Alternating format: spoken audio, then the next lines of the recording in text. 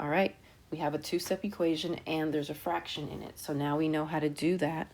But still, the first step, circle this. That's where the variable is, okay?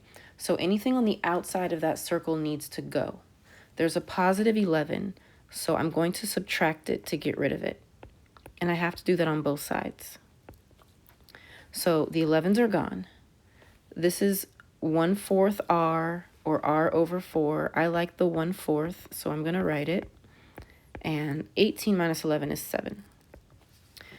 I want the r by itself. It's attached to this 1/4. So how do I get rid of 1/4? I multiply by the reciprocal, which is 4 over 1. So this becomes just an r. Over here, I can just write 4. I don't need to write 4 over 1 because 7 is not a fraction.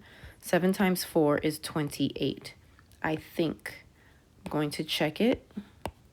So 11 plus 28, because I know what r is, divided by 4 equals 18. All right? 11 plus 28 divided by 4 is 7 equals 18. And 11 plus 7 is 18. As long as you get the same number on both sides, you know you're correct. If I had gotten like 16, that's not true. So that would mean I solved it incorrectly.